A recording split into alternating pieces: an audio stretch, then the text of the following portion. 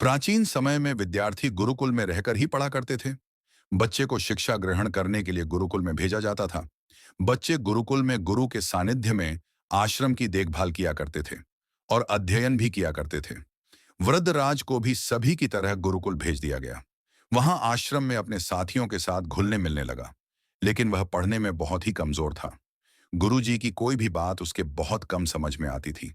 इस कारण सभी के बीच वह उपहास का कारण बनता है। उसके सारे साथी अगली कक्षा में चले गए, लेकिन वो आगे नहीं बढ़ पाया।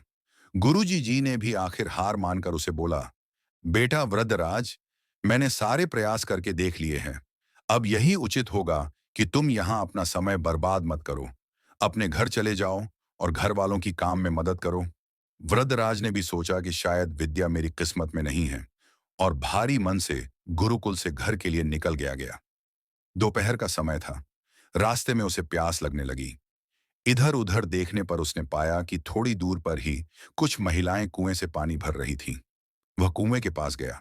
वहां पत्थरों पर रस्सी के आने जाने से निशान बने हुए थे। तो उसने महिलाओं से पूछा, यह निशान आपने कैसे बनाए? तो एक महिला ने जवाब दिया, बेटे, यह निशान हमने नहीं बनाए। ये तो पानी खींचते समय इस कोमल रस्सी के बार बार आने जाने से ठोस पत्थर पर भी ऐसे निशान बन गए हैं। वृद्धराज सोच में पड़ गया।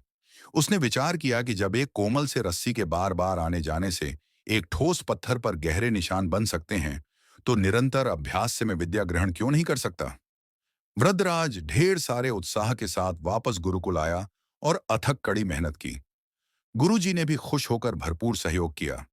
कुछ ही सालों बाद यही मंदबुद्धि बालक वृद्धराज आगे चलकर संस्कृत व्याकरण का महान विद्वान बना, जिसने लघु सिद्धांत कौमुदी, मध्य सिद्धांत कौमुदी, सार सिद्धांत कौमुदी, गीर्वाण पद मंजरी की रचना की।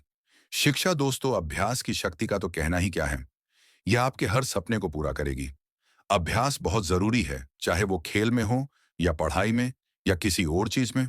बिना अभ्यास के आप सफल नहीं हो सकते हो। अगर आप बिना अभ्यास के केवल किस्मत के भरोसे बैठे रहोगे, तो आखिर में आपको पछतावे के सिवा और कुछ हाथ नहीं लगेगा। इसलिए अभ्यास के साथ धैर्य, परिश्रम और लगन रखकर आप अपनी मंजिल को पाने के लिए जुट जाएं